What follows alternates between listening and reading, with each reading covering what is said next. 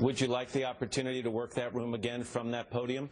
Well, yeah, by the way, Matt, to be blunt with you, I think I could do a good job, but that's not my focus now. Is there any chance you're going to challenge her?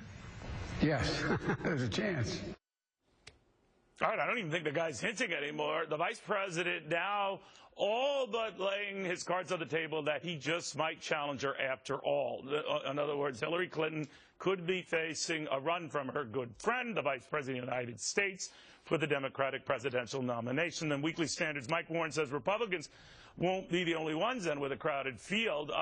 They probably a more crowded field, I would suspect. But what do you make of what the noise the vice president's making?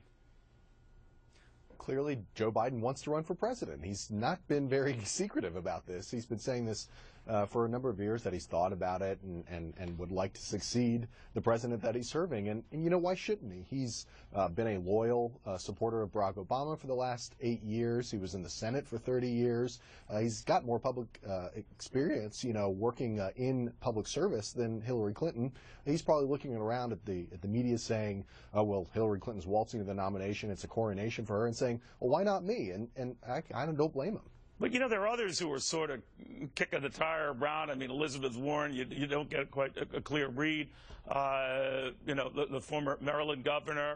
I'm wondering whether they're waiting for that LBJ moment where someone like a Gene McCarthy rises, makes the prohibited favorite look vulnerable, and then they all jump in. What do you think?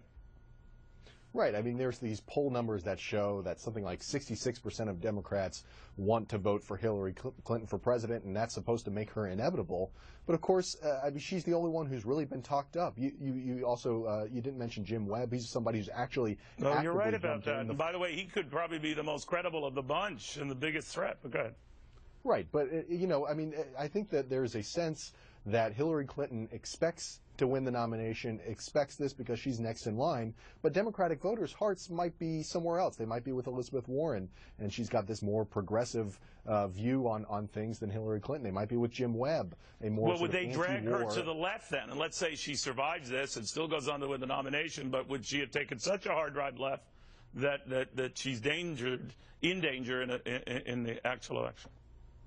That could very well be, and of course Hillary Clinton has taken so many positions this way toward the center, toward the left over the years that could all be problematic for her. But ultimately, I think it really shows sort of the underlying tension within the party, and maybe the feeling that is Hillary Clinton really the person that we want to take us to in the post-Obama election? I think there's going to be a lot of people who aren't quite ready to sign on to that, despite those poll numbers showing her so powerful. Michael Warren, thank you very much. Thanks, Neil. Well,